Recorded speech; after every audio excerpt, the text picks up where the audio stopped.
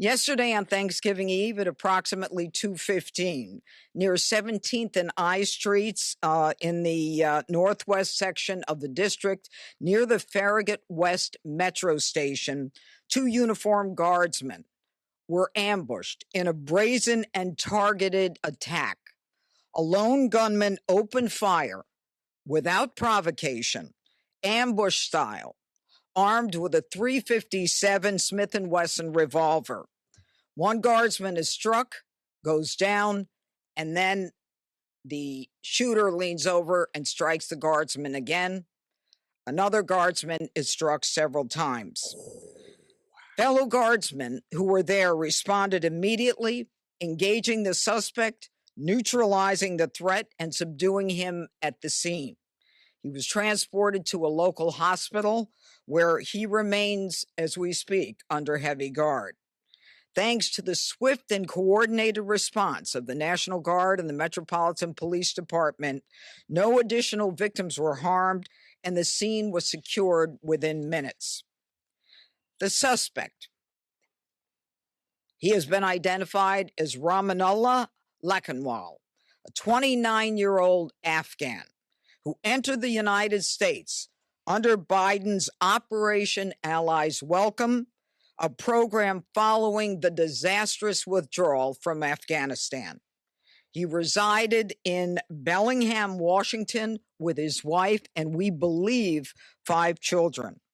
And we're working very closely with our federal partners, especially DHS and the FBI, to review his immigration history and the vetting process itself. What we know about him is that he drove his vehicle across country from the state of Washington with the intended target of coming to our nation's capital. So break down a little bit what she said. So he came in during Biden administration. He drove cross country from another state to Washington, D.C. And I don't know if his goal was to kill the National Guard or why was he targeting them in the first place. Hopefully we'll get some more information. But it's a crazy situation. We got to pray for the family like always. But it's absolutely crazy. And he had a revolver .357, leaving no shells. But let's get over into this next video where we learn a little bit more about the victims. Welcome to CBS News 24/7 on this Thanksgiving Day. I'm Tom Hansen. The search for answers is underway after a gunman opened fire, critically wounding 2 National Guard members in Washington. This was the scene Wednesday afternoon after the 2 members of the West Virginia National Guard were shot just blocks from the White House in an ambush-style attack. FBI Director Kash Patel says 20-year-old Sarah Beckstrom and 24-year-old Andrew Wolf are both in critical condition. Here's what we know right now. The suspect has been identified as Ramanullah Lakhanwal, an Afghan national. He entered the U.S. in 2021 and was granted asylum this year. Lakhanwal previously worked with the U.S. government, including the CIA, as a member of a partner force in Kandahar. That job ended following the U.S. withdrawal from Afghanistan. And this morning, U.S. Attorney Jeanine Pirro said it was too early to know a motive. The suspect will be charged with assault with intent to kill. So let's back it up just a tad bit. So he worked with the CIA at one point in Afghanistan with a partner force. So, I mean, I would think that they done a good background check on him for when he come into the immigration status. But I wonder what drove him to go and shoot the National Guard. But let's keep going. U.S. withdrawal from Afghanistan. And this morning, U.S. Attorney Jeanine Pirro said it was too early to know a motive. The suspect will be charged with assault with intent to kill. We will hold this perpetrator accountable under the full weight of the law. Our nation's capital should not and must not be a place where evil comes to commit violence, whatever their cause or motive may be. All right, CBS News Homeland Security and Justice correspondent Nicole Skanga is in our Washington bureau. Nicole, good to see you as always. So get us up to speed. What are we learning about the investigation? Hi, Tom. Good to see you. Officials say the case is being treated as a terrorism investigation It's being led by the FBI, and agents have launched what they're calling a coast-to-coast probe that includes multiple search warrants, witness interviews, and evidence recovery across several states, according to FBI Director Patel. Now, a search warrant was executed overnight at the suspect's residence in Bellingham, Washington state, where investigators say they seized cell phones, laptops, iPads, and other digital material that is already under forensic review by the FBI. All the individuals located inside that home were interviewed, with further questioning to be expected, according to Patel. Now, leads from those interviews in Washington state also prompted some interviews in San Diego, according to the FBI director, who also says authorities are now analyzing the firearm that was used here, and they're canvassing blocks near the crime scene here in D.C. to expand their search to associates here in the United States and also abroad. So it sounds like a patchwork is beginning to come into place as for the profile of the suspect. What do we know about the suspect, Nicole? Yeah, in terms of the profile of the suspect, Tom, the alleged gunman, his name is Rahmanullah Lakhanwal, and he's a 29-year-old Afghan national who entered the United States in September of 2021 under Operation Allies Welcome. Authorities say that he traveled from Washington state to Washington, D.C., across the country by car, and allegedly intended to target the nation's capital. He was armed with a revolver and, according to investigators, fired what they said without provocation, including shooting one victim after leaning over them on the ground. Just a horrific scene. The suspect remains hospitalized under guard after an armed guardsman returned fire, and several other guardsmen subdued him. And we are told that he is not cooperating with investigators at this time. And speaking of hospitalized, obviously the two victims here, what is the latest on their condition? Yeah, the wounded soldiers have been identified as 20-year-old Sarah Beckstrom and 24-year-old Andrew Wolf. Both members of the West Virginia National Guard. Officials say they were ambushed while they were patrolling. They were stationed near the Farragut West Metro on Thanksgiving Eve. Both are in critical condition in the hospital after surgery, and their families are now with them there.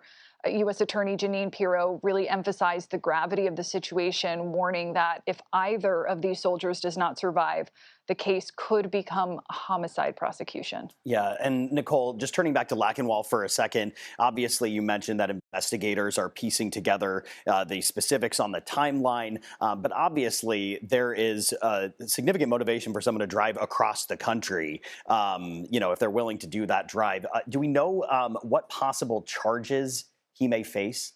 Yeah, the suspect currently faces 3 counts of assault with intent to kill while armed, along with another charge for possession of a firearm during a crime of violence. Prosecutors say he faces up to 15 years on the assault counts alone, with additional charges that could come depending on new evidence and the victim's medical outcomes here too. The U.S. Attorney's Office said it's prepared to elevate this case to murder 1, first-degree murder, if either soldier dies from their injuries. And in that case, we also heard from Attorney General Pam Bondi this morning on Fox News, and she says that she is prepared, if that happens, to pursue the death penalty. So some very, very serious charges. Now, I will say it's because they're trying to say it could be a terrorist attack or something like that. He had a revolver, a revolver with him, a Smith & Wesson revolver. Most it holds 6 shots. They didn't mention about him having any more bullets. That might just be something they didn't mention. He didn't have any other weapons. Probably 6. I don't think there might be some that hold 8, but I believe most of them hold 6 shots. What are you going? What is he planning to do with just 6 shots? I don't know if he was planning to commit a terrorist act, or he had some grudge against a certain people. Hopefully more details come out to where we can find out a little bit more about why he did it. Because yes, it takes a lot to drive across the country, to go to across the state to another state, across states to another state, to go to DC. It's a crazy thing, but he's going to be punished the rightful way. Is here, and we heard U.S. Attorney Jeanine Pirro telling reporters this morning that this man chose the wrong city, that the suspect chose the wrong country, and Mayor Muriel Bowser calling this an attack on the United States. Yeah, officials across the board certainly not mincing words. Absolutely wild. Let's get over into one last video and see what else we can learn from it. National Guard soldiers from West Virginia remain in critical condition in the hospital after they were shot while on patrol in our nation's capital. The U.S. Attorney for Washington, D.C. says the suspect faces at least 4 felony charges, including attempt to kill while armed. Multiple law enforcement officers say the suspect is a 29-year-old Afghan national who is believed to have entered the U.S. in 2021. The suspect is now in custody and is not cooperating with authorities. President Trump described it as a monstrous ambush-style attack. He says the suspect responsible will pay this. Let's back that up a tad bit. We got some video of him being arrested. Not cooperating with authorities. President Trump described it as a monstrous ambush-style attack.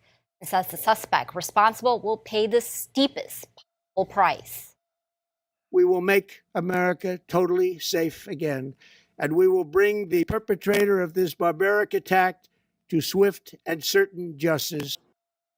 Multiple sources tell CBS News a third uninjured National Guard member shot back at the gunman, hitting him and ending the attack. In the wake of the shooting, Defense Secretary Pete Hegseth said hundreds more National Guard troops will be deployed to D.C.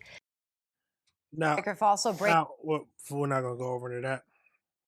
But now I wonder, why didn't was the guard not able to take his life, or was he not feeling threatened? Well, he definitely felt threatened enough, but was he not able to finish the job? But I guess it helps us that he didn't end up, how did I say it? You know what I'm trying to say. How he didn't end up ending the threat, because we can actually hopefully get some information of why he targeted them, what was going through his mind. But some people might not care about that. But I would like to know what was going through his mind. Did he have a personal grudge against those two? Did he just hate National Guard? Why did he hate them? He used to work for the CIA, partnered agency of the U.S.